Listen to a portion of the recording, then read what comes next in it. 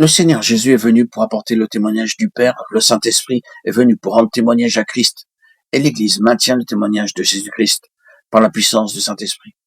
Témoigner de Christ aux autres signifie que nous leur disons ce qu'est Christ, qui il est. Cela s'appelle le témoignage. Si nous le considérons par rapport à Dieu, ce témoignage n'est rien de moins que lui-même en relation avec nous. Ce témoignage est une chose très sérieuse, car il devient loi. Il nous incombe de ne pas pécher contre ce témoignage, car toutes les fois où nous le faisons, Dieu ne fermera pas les yeux sur nos actes. Nous devons admettre que ce témoignage-là est une chose immense. Il est remarqué que le témoignage auquel nous nous référons ici est différent de celui qui est communément appelé donner son témoignage. La caractéristique de ce témoignage, c'est que par lui, Dieu manifeste sa personne. Par ce témoignage, il nous déclare lui-même que Dieu est vivant. Le Dieu est vivant. Il vient vers l'homme en apportant le témoignage de ce qu'il est lui-même. Il nous déclare lui-même quel Dieu vivant il est, dans sa nature, dans sa personne. Nous devons confesser que ce témoignage est l'expression d'une réalité spirituelle fondamentale. Tout ce qui n'est pas en rapport avec cette réalité absolue ne peut être en contact avec le témoignage. Nul ne peut en définitive porter le témoignage de Dieu, puisque d'éternité en éternité, le témoignage divin est exprimé par Dieu lui-même. Il est le seul qui puisse nous dire ce qu'il est. Nous pouvons beaucoup parler de Dieu, déclarer ce qu'il est et conclure que nous témoignons pour lui. Mais toutes ces paroles ne sont d'aucune utilité.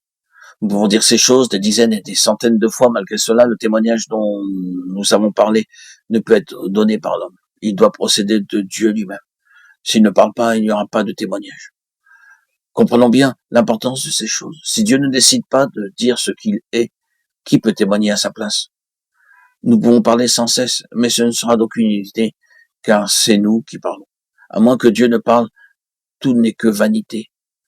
Pour illustrer ce fait, supposons que nous devions témoigner en faveur de quelqu'un devant une cour de justice. De quelle valeur seront nos paroles si, malgré notre éloquence, la personne concernée garde le silence et n'exprime rien du tout? Redisons une nouvelle fois que le témoignage de Dieu, c'est Dieu parlant de lui-même, et s'il ne dit rien, il n'y a pas de témoignage. Ainsi donc, témoigner pour Dieu nécessite que l'homme soit en contact avec Dieu lui-même, afin de dire les paroles que Dieu désire prononcer. Ce n'est qu'après que Dieu se soit révélé et fait connaître à lui qu'un homme peut en parler. Ce n'est que lorsqu'il a été en contact avec cette réalité absolue qu'il peut ouvrir sa bouche et témoigner pour Dieu. S'il n'en est pas ainsi, il n'a pas de parole et en conséquence, pas de témoignage à donner. Alors, je peux divulguer autour de moi les commandements, les statuts, les ordonnances ou la parole de Dieu, mais concernant le témoignage, c'est une autre chose. C'est une autre affaire.